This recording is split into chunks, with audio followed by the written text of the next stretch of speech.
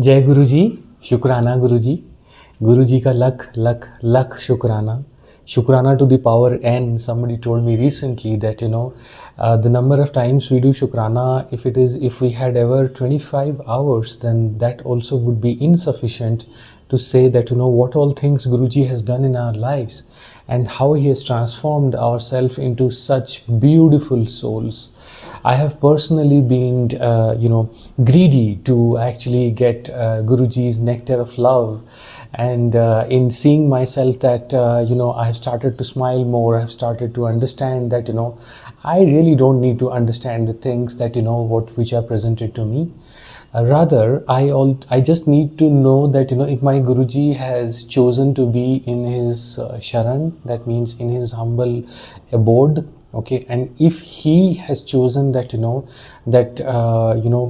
he's saying to me, son, that you just leave it to me and I'm going to take care of the rest, I have nothing to worry. Okay, and Guruji every time he tells us that just do what he says, and okay, it's your own spiritual calling.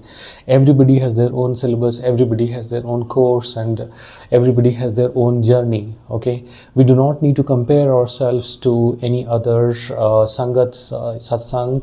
We do not need to get attached to any single darbar, because Guruji is everywhere. Okay, so I think it is very important for us sangat to be that true sangat that Guruji always wanted us to be. Okay, and इसके लिए गुरुजी हमेशा ये चीज़ बोलते हैं कि अपने भाव साफ रखो. Okay, keep your mind clean and always think positively, watch positive things, eat things which are healthy, go for a walk. हम गुरुजी हमेशा बोलते हैं कि सैर पे जाया करो.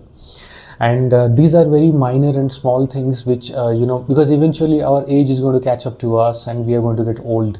यही तो विधि का विधान है. That's how the body decomposes, right, slowly. So I think all we need to do is that Guruji ने 90% हमारे कष्ट काट लिए हैं, काट रहे हैं और आगे भी काटेंगे. All we are needing to do, all we should do is our 10%. Okay. Health is the real wealth. गुरु जी की कही हुई बातें हैं, यही गुरु वचन है. So in that perspective I like to say that Guru ji ने और भी बहुत सारी प्यारी प्यारी बातें कही हैं. And in that some of the other things is to basically keep reading books which are of spiritual relevance. किसी संगत को गुरुजी ने बोला कि ऑटोबायोग्राफी योगी पढ़ लो, किसी को बोला कि शिव पुराण पढ़िया कर. एंड ये ऐसी किताबें हैं जो आपको शायद एक दो बार में it is possible that you may understand it, but to get to it, to understand that why Guruji told to read this book, and if you look into this book as a sangat, you will truly realize that Guruji ने ये book 2-3 बार पढ़ने के लिए किसी लोगों को संगत को उन्होंने बोला है कि read it for more number of times. Okay, like I am telling you, my personal journey is that I am reading this book for the 5th time as I do this narration. And I still recover, I still believe that, there is so much of things that I'm still starting to learn, that, it makes me realize that, this is Guruji's grace. He knows exactly what kind of cure is required for what kind of patient and at what time. I think that master, class, that, the master planner is with us. अब देखिए गुरुजी को कितने प्यारे लग रहे हैं, and the way he is blessing us through this narration is immense. I cannot say the amount of positivity that comes through when I share this journey with you. When I continue, to understand that how deep Guruji has touched my soul, and also made sure that you are even more blessed than me. Okay. तो इतना कहते हुए I'd like to begin today's narration, which is basically our next chapter, which is chapter number 25 from this great book, Autobiography of Yogi, written by Paramahansa Yogananda ji. And in this book, we are going to indeed go through a chapter named 25, which is Brother Ananta and Sister Nalini. Okay. So having said that, let's start. Ananta cannot live. The sands of his karma for this life has run out.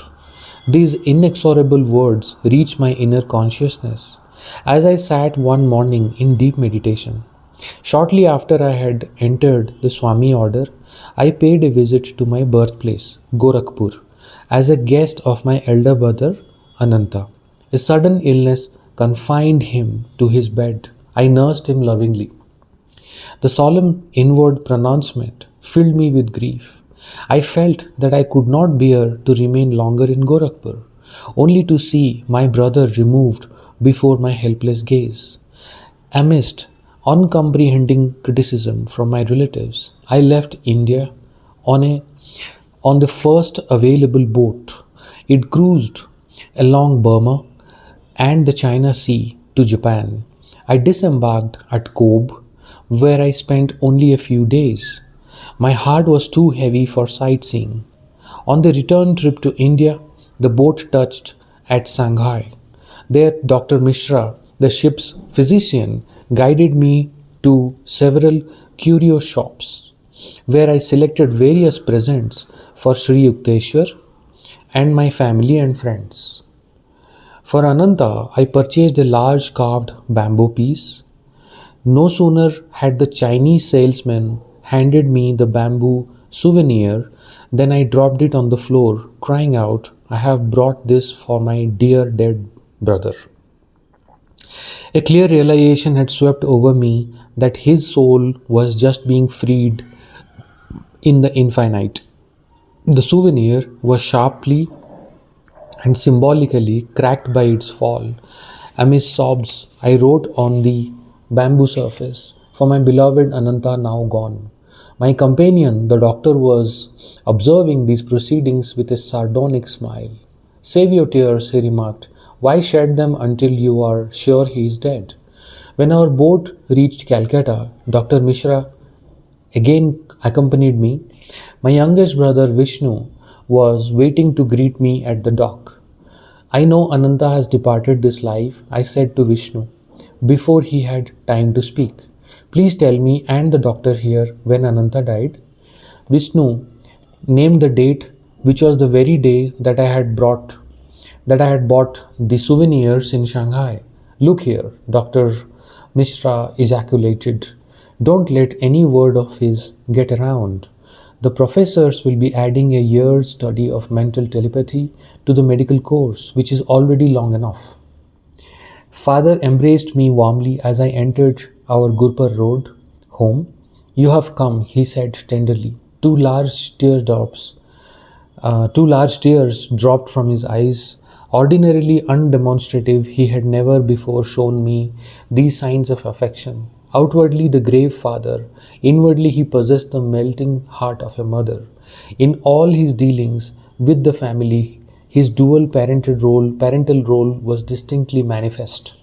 Soon after Ananta's passing, my younger sister Nalini was brought back from death's door by a divine healing. Before relating the story, I will refer to a few phases of her earlier life.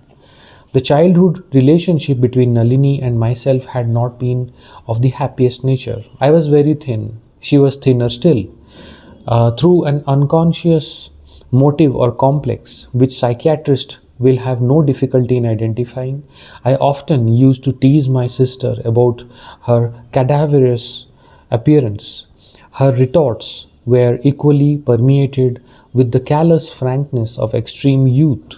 Sometimes mother intervened, ending the childish quarrels temporarily by a gentle box on my ear as the elder ear.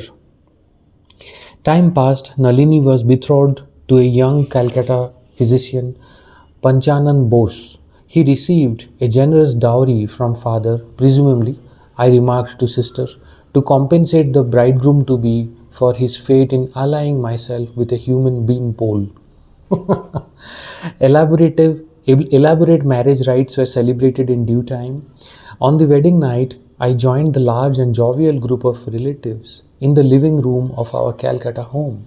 The bridegroom was leaning on an immense gold brocaded pillow with Nalini at its side. A gorgeous purple silk sari could not, alas, wholly hide her angularity. I sheltered myself behind the pillow of my new brother-in-law and grinned at him in friendly fashion. He had never seen Nalini until the day of the nuptial ceremony, when he finally learned what he was getting in the matrimonial lottery. Feeling my sympathy, Dr. Bose pointed unobtrusively to Nalini and whispered in my ear, "Say, what's this?" "Why, doctor?" I replied. "Is it a skeleton for your observation?" Convulsed with mirth, my brother-in-law and I were hard to put to maintain the proper decorum before our assembled relatives. As the years went on, Dr. Bose endeared myself to our family, who called on him whenever illness arose. He and I became fast friends, often joking together, usually with Nalini as our target. "It is a medical curiosity," my brother-in-law remarked to me one day.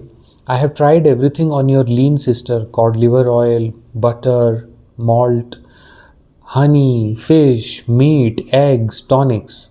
Still, she fails to bulge even 1/100th of an inch." We both chuckled.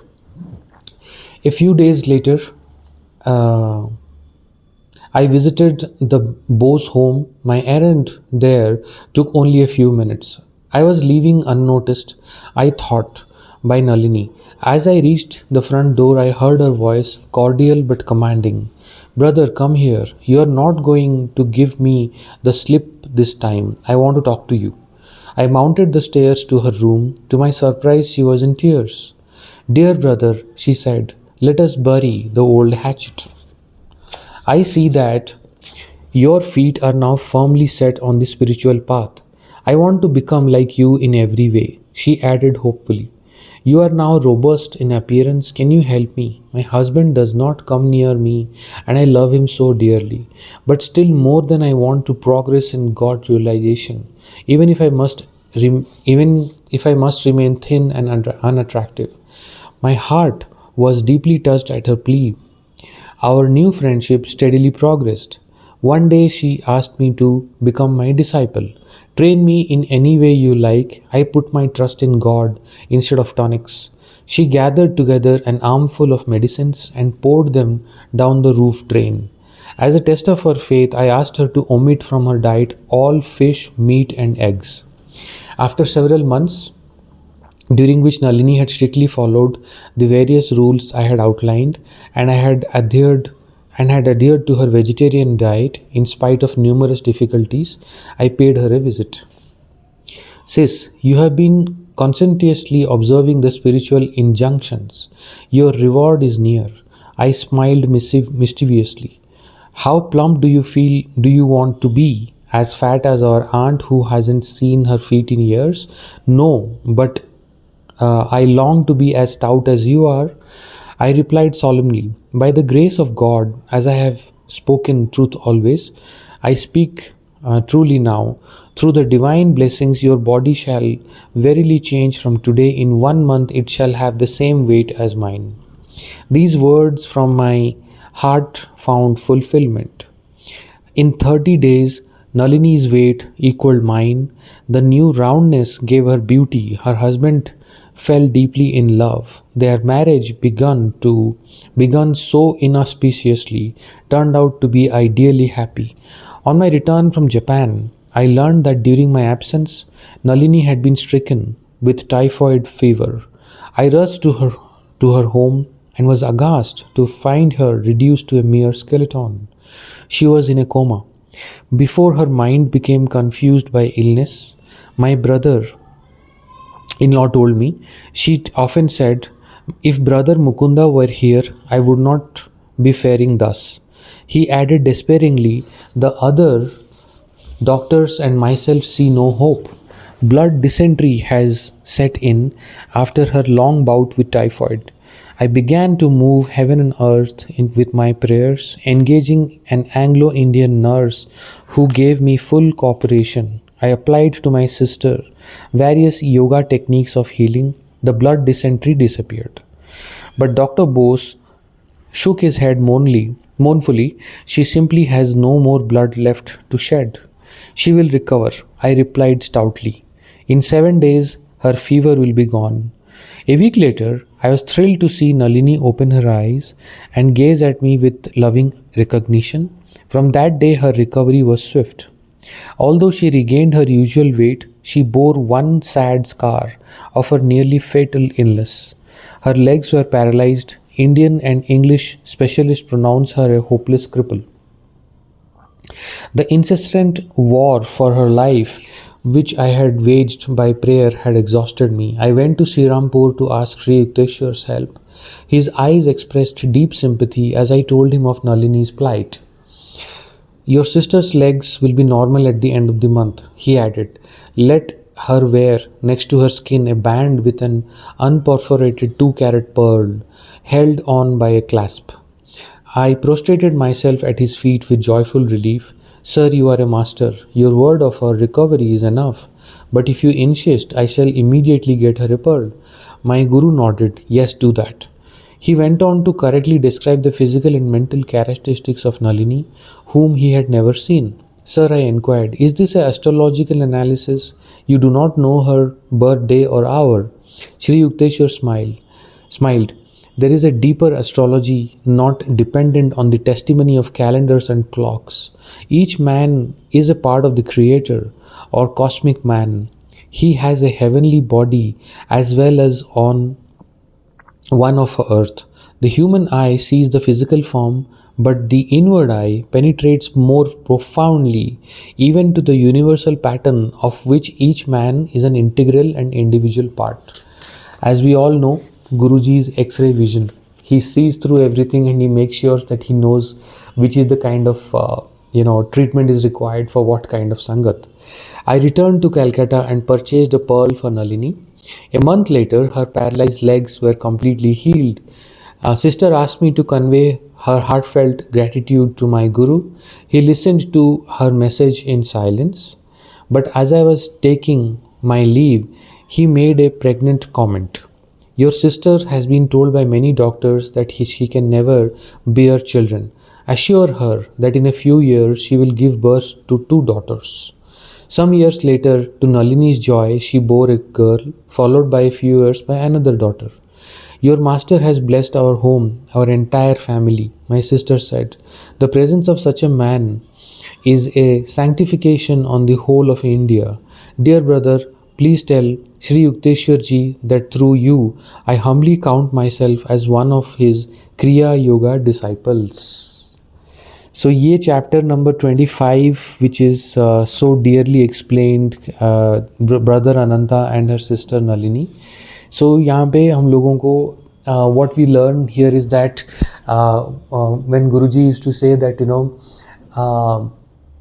why eat non-veg, why अपने पेट को शमशान घाट क्यों बनाना. Okay, there is enough which is in vegetarian food. There is enough things that we can explore.